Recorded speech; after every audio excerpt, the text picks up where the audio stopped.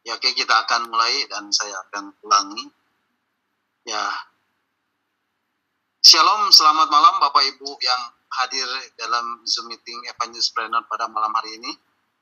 Dan juga teman-teman yang sedang mendengarkan dan mengikutinya lewat live streaming melalui Facebook. Selamat malam.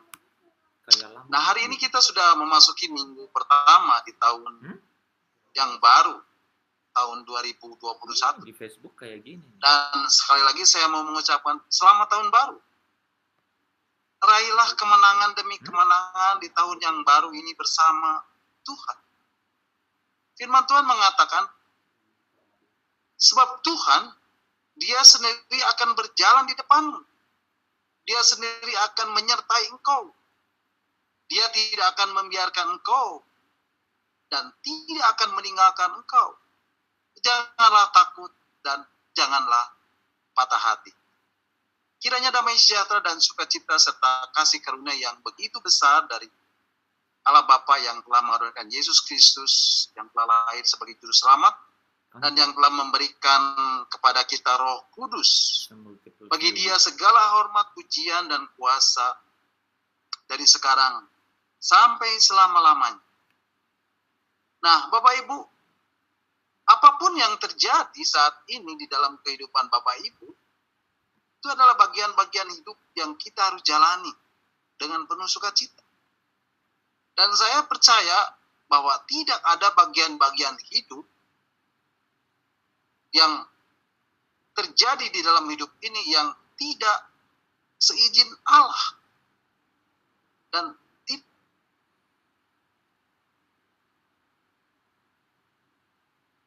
memiliki Tuhan yang mulia. Suatu yang kita sudah taruh dan kita serahkan di tangan Allah. Maka segala sesuatu yang terjadi di dalam hidup kita itu seizin Allah dan untuk mendatangkan kebaikan. Nah, Bapak Ibu, malam hari ini kita akan kembali belajar firman Tuhan dan kita akan men-sharingkan firman Tuhan ini sama-sama. Supaya kita semakin hari diperlengkapi oleh kebenaran firman Tuhan ini. Malam hari ini kita akan kembali merenungkan bagian-bagian firman Tuhan tentang arti kehadiran Tuhan bagian yang keempat. Dan firman Tuhan malam hari ini saya beri tema kehadirannya membawa kemenangan.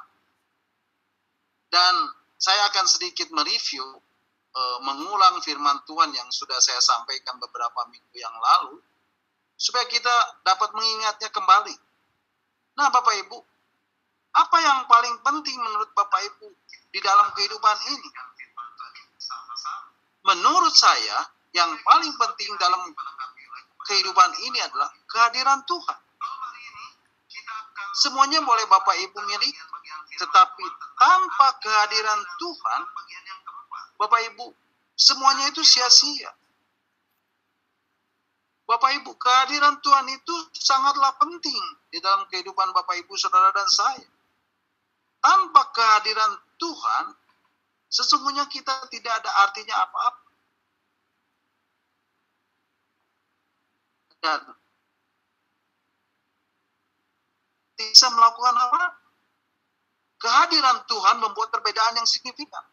Ketika bangsa Israel dikepung oleh pasukan-pasukan yang banyak, yang ada di sekitar negeri Kanaan, dan selalu bangsa Israel itu menang. Dan malam hari ini kita akan merenungkan bagian-bagian ini.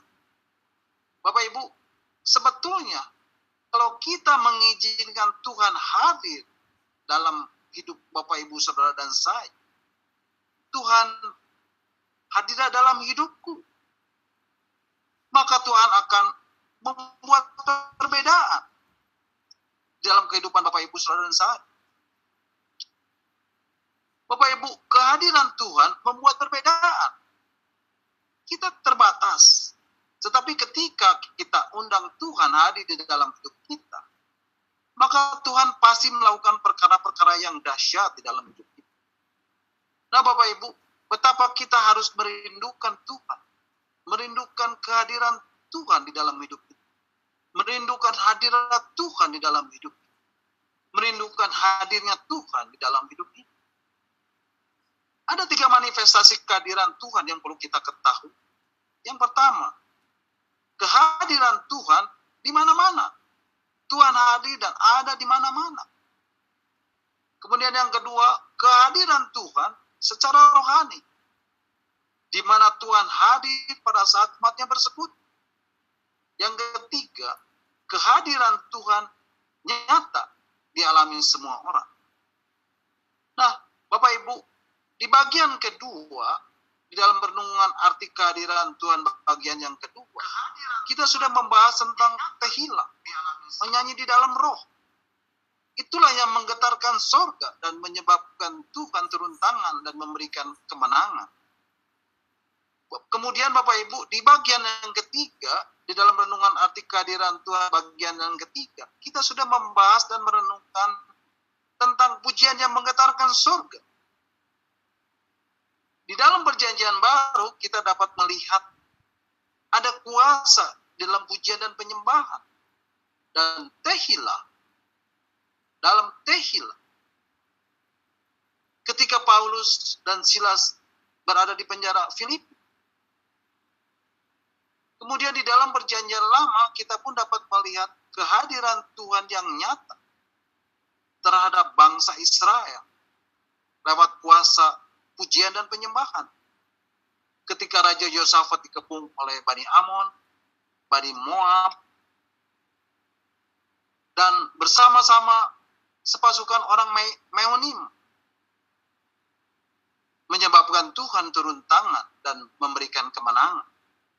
Nah, Bapak Ibu bisa mendengarkan kembali ulasan firman Tuhan ini, uraian firman Tuhan ini melalui link Facebook arti kehadiran Tuhan bagian pertama dan ketiga yang sudah Pak Hen share lewat WA melalui Zoom at Discipleship ini. Bapak Ibu, malam hari ini kita akan melanjutkan dan kita akan merenungkan bagian-bagian firman Tuhan, dan saya beri tema kehadirannya membawa kemenangan. Bapak Ibu, apa yang menjadi kunci untuk mengalami kehadiran Tuhan ini? Apa yang menjadi kunci untuk mengalami hadirat Tuhan ini? Apa yang menjadi kunci untuk mengalami hadirnya Tuhan? Pujian. Bapak Ibu, pujian itulah yang menghadirkan kehadiran Tuhan. Pujian itulah yang menghadirkan kuasa Tuhan dalam hidup ini, dalam kehidupan Bapak Ibu, Saudara dan saya. Bapak Ibu, pujian itu berasal dari kata Ibrani tehillah, artinya menyanyi di dalam roh. Jadi bukan menyanyi sembarang nyanyi. Dan itulah yang menghadirkan kehadiran Tuhan. Itulah yang menghadirkan hadirat Tuhan. Itulah yang menghadirkan hadirnya Tuhan dan memberi kemenangan. Nah, Bapak Ibu, bagaimana kita mengalami kehadiran Tuhan ini? Bagaimana kita mengalami hadirat Tuhan ini? Bagaimana kita mengalami hadirnya Tuhan ini? Berdiam diri di bawah kaki Tuhan. Duduk diam di bawah kaki Tuhan. Seperti Maria. Dan saya mau bilang inilah yang disebut dengan keintiman dengan Tuhan. Inilah yang dimaksud dengan intim dengan Tuhan. Intimacy with God. Berbicaralah kepada Tuhan melalui doa. Karena doa adalah berdialog dengan Tuhan. Doa adalah pembicaraan dengan Tuhan. Dan di dalam doa ada pujian dan penyembahan. Ada ucapan syukur. Dan melalui doalah Bapak Ibu berbicara dengan Tuhan. Dan mencurahkan seluruh isi hati kepada Tuhan. Sehingga apapun masalah, persoalan, pergumulan, kesulitan, kesukaran, tantangan, rintangan, himpitan yang Bapak Ibu alami, maka kehadiran Tuhan, hadirat Tuhan, hadirnya Tuhan akan memberi kemenangan buat Bapak Ibu Saudara dan saya. Nah, Bapak Ibu, di dalam perjanjian lama, ini yang dialami oleh Hizkia, Raja Yehuda, ketika dikepung oleh Raja Asyur, yang tentaranya mencapai 185.000 orang. Raja Hizkia berdoa kepada Tuhan. Ia menaikkan doa kepada Tuhan dan mencari wajah Tuhan. Kalau Bapak Ibu membaca tentang riwayat Raja Hizkia ini anak Ahaz, Raja Yehuda, dan menjadi raja ketika dia berumur 25 tahun. Alkitab mengatakan, ia melakukan apa yang benar di mata Tuhan. Tepat seperti yang dilakukan Daud, bapa leluhur. Dialah yang menjauhkan bukit-bukit pengorbanan dan yang meremukkan tugu-tugu berhala dan yang menebang tiang-tiang berhala dan yang menghancurkan ular tembaga yang dibuat Musa. Sebab sampai pada masa itu orang Israel memang masih membakar korban bagi ular itu yang namanya disebut Nehushtan. Raja Hizkia percaya kepada Allah Israel. Dan di antara semua raja-raja Yehuda, baik yang sesudah dia maupun yang sebelumnya, tidak ada lagi yang sama seperti dia. Raja Hizkia berpaut kepada Tuhan, tidak menyimpang daripada mengikuti Tuhan, dan ia berpegang pada perintah-perintah Tuhan yang telah diperintahkannya kepada Musa. Maka Tuhan menyertai dia kemanapun juga ia pergi berperang.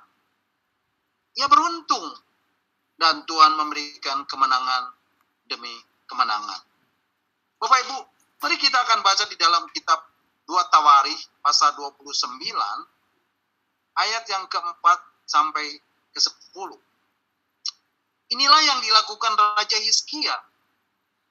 Di sini dikatakan 2 Tawarikh pasal 29 ayat yang keempat sampai ke-10 mengatakan, ayat yang keempat, Raja Hizkia, ia mendatangkan para imam dan orang-orang Lewi dan mengumpulkan mereka di halaman sebelah timur. Katanya kepada mereka, dengarlah hai orang-orang Lewi, sekarang kuduskanlah dirimu dan kuduskanlah rumah Tuhan, Allah nenek moyangmu. Keluarkanlah kecemaran dari tempat kudus. Ayat yang ke-6, karena nenek moyang kita telah berubah. Mereka melakukan apa yang jahat di mata Tuhan Allah kita. Telah meninggalkannya. Mereka telah memalingkan muka dari kediaman Tuhan dan membelakanginya. Kemudian ayat yang ke-7, bahkan mereka menutup pintu-pintu balai rumah Tuhan dan memadamkan segala pelita. Mereka tidak membakar korban ukupan dan tidak mempersembahkan korban bakaran bagi Allah orang Israel di tempat kudus, sehingga murka Tuhan menimpa Yehuda dan Yerusalem. Ia membuat mereka menjadi keengganan, kedahsyatan, sasaran suitan, seperti yang kamu lihat dengan matamu sendiri. Karena hal itulah nenek moyang dan anak-anak lelaki dan anak-anak perempuan kita beserta istri-istri kita menjadi tawanan. Sekarang aku bermaksud mengikat perjanjian dengan Tuhan Allah Israel, supaya murkanya yang menyala-nyala itu undur daripada kita. Nah, kemudian Bapak Ibu, kita akan lanjutkan dan kita akan baca ayat yang ke-25 sampai ke-30. Di dalam kitab 2 Tawarikh pasal 29. 2 Tawarikh pasal 29 ayat 25 sampai 30 mengatakan, ia menempatkan orang-orang Lewi di rumah Tuhan dengan ceracap, gamus dan kecapi, sesuai dengan perintah Daud dan Gad, melihat raja dan Nabi Nathan. Karena dari Tuhanlah perintah itu dengan antara nabi-nabi. Maka berdirilah orang-orang Lewi dengan alat-alat musik Daud. Demikian pula para imam dengan nafir. Lalu Hizkia memerintahkan untuk mempersembahkan korban bakaran di atas mezbah. Pada saat persembahan korban bakaran dimulai, mulailah pula dinyanyikan nyanyian bagi Tuhan dan dibunyikan nafiri dengan iringan alat-alat musik Daud, Raja Israel. Seluruh jemaah sujud menyembah, sementara nyanyian dinyanyikan dan nafir dibunyikan. Semuanya itu berlangsung sampai korban bakaran habis terbakar. Sehabis korban bakaran dipersembahkan, raja dan semua orang-orang yang hadir bersama-sama dia berlutut dan sujud menyembah. Lalu Raja Hizkia dan para pemimpin memerintahkan orang-orang Lewi menyanyikan puji-pujian untuk Tuhan dengan kata-kata Daud dan Asaf. Melihat itu, maka mereka menyanyikan puji-pujian dengan sukaria, lalu berlutut dan sujud menyembah. Nah, Bapak Ibu, inilah yang dilakukan Raja Hizkia. Ia memerintahkan orang-orang Lewi untuk menyanyikan puji-pujian untuk Tuhan, menaikkan puji-pujian kepada Tuhan, menaikkan tehillah, lalu berlutut dan menyembah. Kemudian memberikan persembahan kepada Tuhan. Kemudian ia berdoa kepada Tuhan. Sehingga dikatakan di dalam kitab 2 Tawari, pasal 31 ayat 20 dan 21. Kitab 2 Tawari pasal yang ke-31 ayat 20 hingga 21 mengatakan, demikianlah perbuatan Hizkia di seluruh Yehuda. Ia melakukan apa yang baik, apa yang jujur, dan apa yang benar di hadapan Tuhan Allah. Ayat 21. Dalam setiap usaha yang dimulainya, untuk pelayanannya terhadap rumah Allah, dan untuk pelaksanaan Taurat dan perintah Allah, ia mencari Allah. Semuanya dilakukan dengan segenap hati, sehingga segala usahanya berhasil. Wow, luar biasa Bapak Ibu. Dikatakan semuanya dilakukan dengan segenap hati, sehingga segala usahanya berhasil. Bapak Ibu, inilah yang membuat Tuhan selalu menyertai dia. Kehadiran Tuhan, hadirnya Tuhan selalu beserta dengan dia. Sehingga kemanapun juga ia pergi berperang dan membuat ia beruntung. Dan Tuhan memberikan kemenangan demi kemenangan. Tetapi Bapak Ibu, satu saat orang-orang Yehuda ini dikepung oleh pasukan Sanherib, Raja Asyur, yang begitu banyak. Tadi dikatakan tentaranya mencapai 185.000 orang. Sedangkan orang-orang Yehuda hanya beberapa puluh ribu saja. Dan orang suruhan Raja Asyur itu, yaitu juru minum agung, selalu mencela Tuhan dan menghujat Tuhan dan menyamakan Tuhan dengan Allah-Allah segala negeri yang telah mereka duduk. Bapak Ibu, inilah yang dialami oleh Raja Hizkia setelah peristiwa yang menunjukkan kesetiaan Hizkia itu kepada Tuhan. Dikatakan datanglah Sanherib, Raja Asyur, menyerbu Yehuda. Ia mengepung kota-kota berkubu dan berniat merebut. Dan ketika Raja Hizkia mendengar itu, dikoyakkannyalah pakaiannya dan diselubunginya badannya dengan kain kabung. Lalu masuklah ia ke rumah Tuhan dan menyuruh Nabi Yesaya bin Amos untuk menaikkan doa kepada Tuhan. Dan Raja Hizkia pun menaikkan doa kepada Tuhan. Bapak Ibu, saya mau garis bawahi apa yang dilakukan oleh Raja Hizkia ini. Dikatakan ketika Raja Hizkia mendengar kabar Sanherib Raja Asyur menyerbu Yehuda dan mengepung kota-kota berkubu dan berniat untuk merebutnya. Lalu dikoyakannya pakaiannya dan diselubunginya badannya dengan kain kabut. Lalu masuklah ia ke rumah Tuhan. Bapak Ibu, inilah yang pertama-tama dilakukan Raja Hizkia. Ketika mendengar kabar itu, ia masuk ke rumah Tuhan. Bapak Ibu, Raja Hizkia mencari wajah Tuhan, mencari hadirat Tuhan, mencari kehadiran Tuhan, mencari hadirnya Tuhan, dan menaikkan doa. Bapak Ibu, saya yakin di dalam konten doa-doanya ada pujian dan penyembahan, ada ucapan syukur, ada pengakuan dosa, dan ada permohonan. Seperti yang telah saya bahas di dalam renungan arti kehadiran Tuhan bagian yang kedua. Dan Bapak Ibu bisa mendengarkannya lewat link Facebook yang sudah Pak Hen share melalui WhatsApp ini. Nanti Bapak Ibu, kita akan baca di dalam kitab 2 Raja-Raja pasal yang ke-19 ayat yang ke-14 sampai 20. Inilah doa Raja Hizkia saat di dalam kesesakan setelah menerima surat penghujatan terhadap Tuhan Allah Israel yang disampaikan oleh utusan Sanherib Raja Asyur melalui juru minum agung. 2 Raja pasal 19 ayat yang ke-14 sampai 20 mengatakan, Hizkia menerima surat itu dari tangan para utusan, lalu membacanya.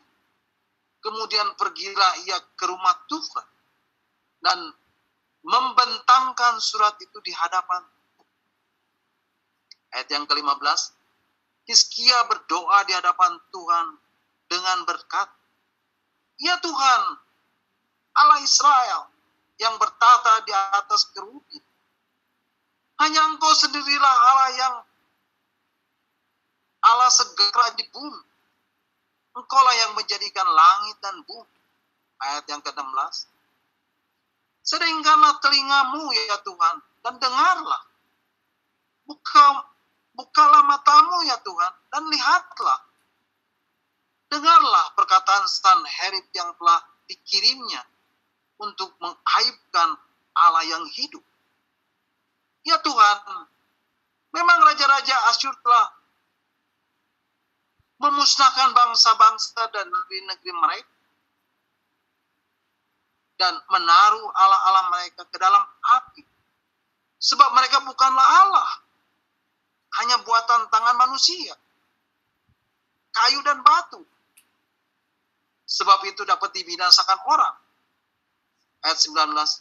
Maka sekarang ya Tuhan Allah kami, selamatkanlah kiranya kami dari tangannya, supaya segala bangsa di bumi mengetahui, supaya segala kerajaan di bumi mengetahui, bahwa hanya Engkau sendirilah Allah, ya Tuhan. Ayat 20. Lalu Yesaya bin Amos menyuruh orang kepada Hizkia, mengatakan, Beginilah firman Tuhan, Allah Israel. Apa yang telah kamu doakan kepadaku mengenai Sanherib Raja Asyur telah kudengar. Nah, Bapak Ibu nanti bisa baca ayat-ayat selanjutnya mengenai ucapan Tuhan terhadap Sanherib Raja Asyur ini di ayat yang ke-21 sampai ke-28. Bapak Ibu, setelah Raja Hizkia menaikkan doa kepada Tuhan dan Tuhan mendengar doa-doa yang disampaikan kepada Tuhan, maka di akhir dari peperangan ini Tuhan turun tangan dan memberikan kemenangan kepada Raja Hizkia. Tuhan mengirimkan malaikatnya. Wow, luar biasa Bapak Ibu. Dikatakan Tuhan mengirimkan malaikatnya untuk berperang. Dan dibunuhnya lah orang-orang di perkemahan Asyur. Dan memberi kemenangan kepada Raja Hizkia. Bapak Ibu, mari kita baca ayatnya di dalam kitab 2 Raja-Raja, pasal 19 ayat 35 sampai 37. 2 Raja-Raja 19 ayat yang 357 mengatakan, maka pada malam itu keluarlah malaikat Tuhan. Lalu dibunuhnya lah 185.000 orang di dalam perkemahan Asyur. Keesokan harinya, pagi-pagi, tampaklah semuanya bangkai orang-orang mati belakang. Sebab itu berangkatlah Sanherib, Raja Asyur, dan pulang. Lalu tinggallah ia di Niniwe. Pada suatu kali ketika ia sujud menyembah di dalam kuil Nisro, maka Adramelek dan Sarezer, anak-anaknya, membunuh dia dengan pedang. Dan mereka melarikan diri ke tanah Ararat.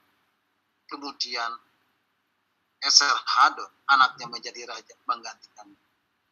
Semua ucapan Tuhan tentang Sanherib digenapi.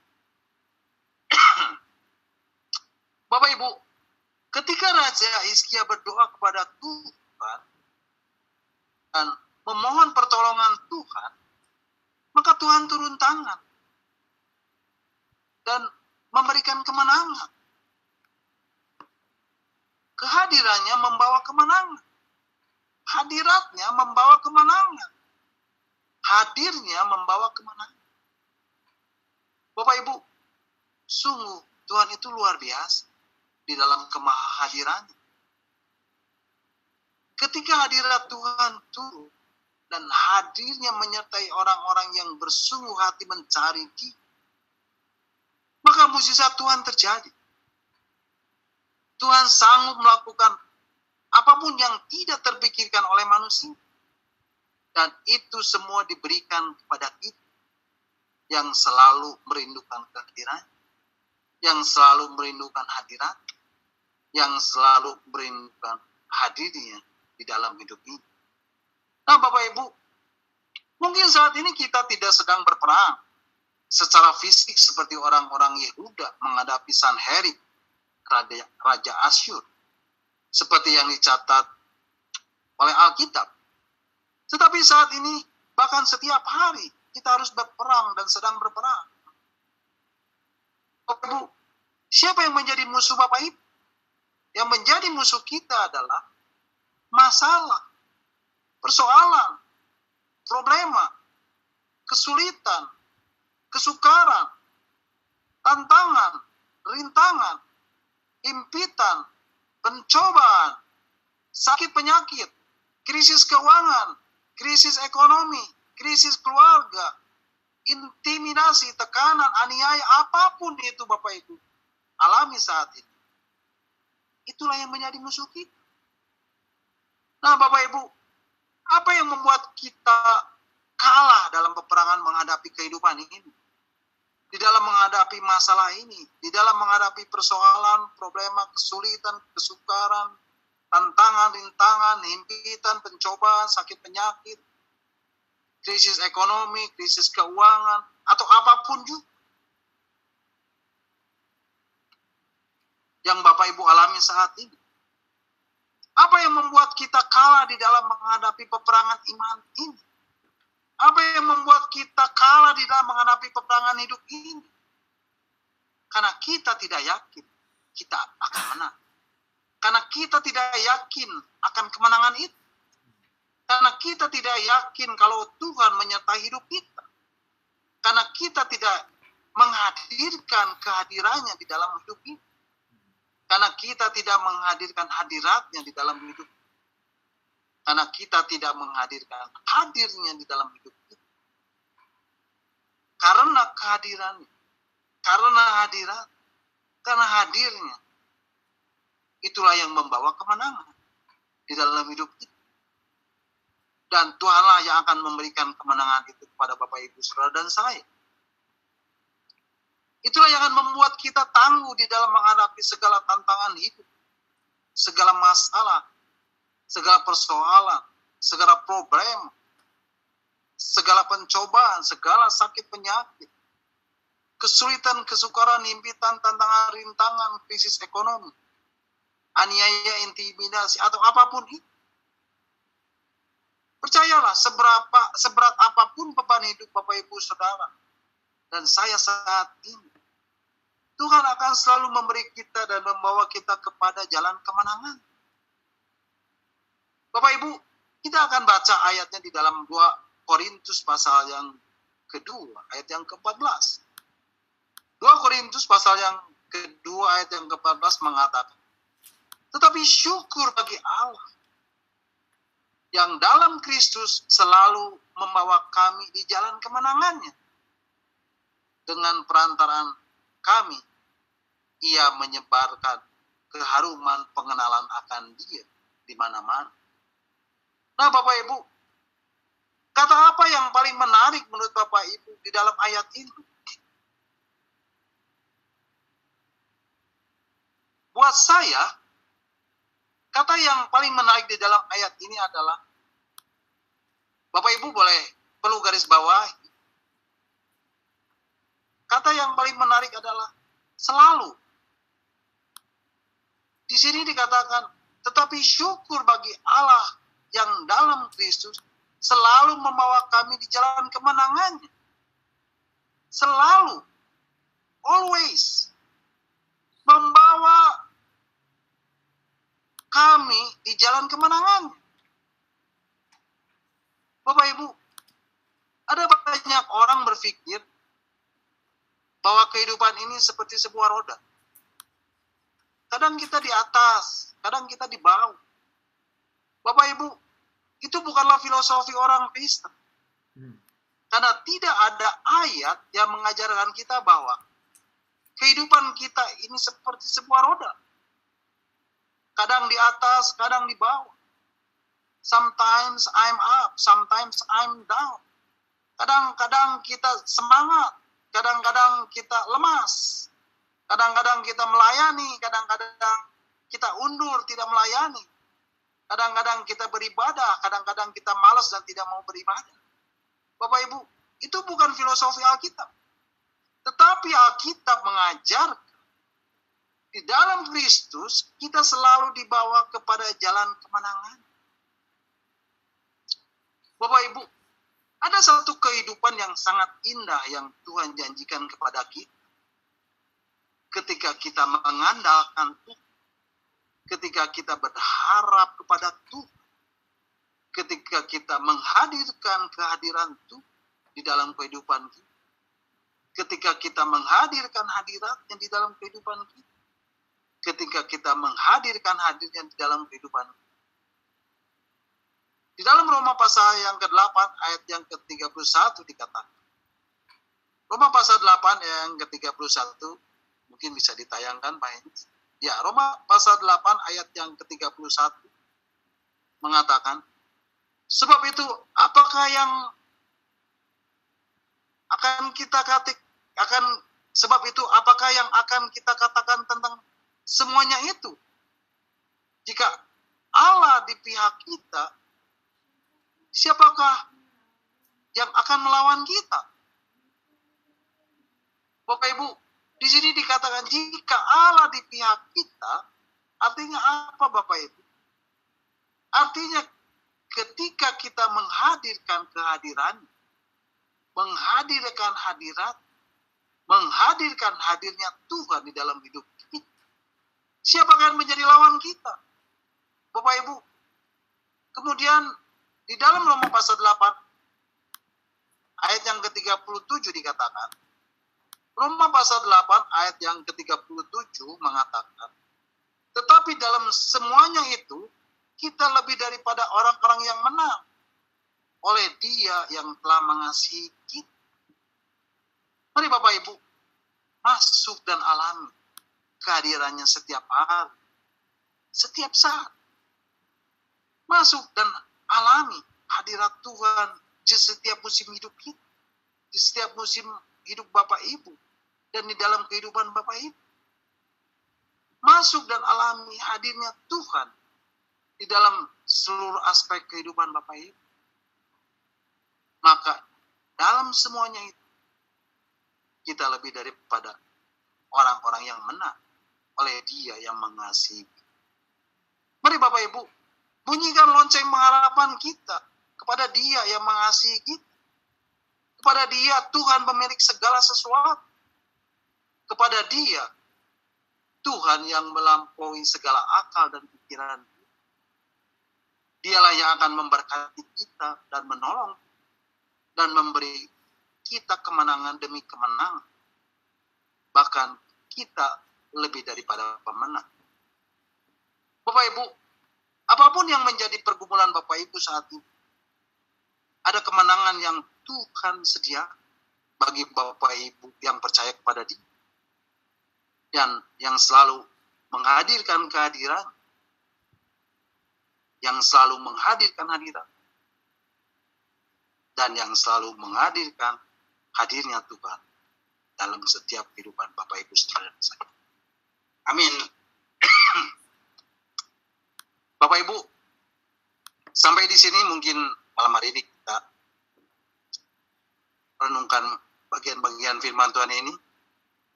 Dan Bapak Ibu bisa kembali bergabung dan mengikuti renungan yang akan saya sampaikan minggu depan lewat Zoom meeting Evangelist Planner malam.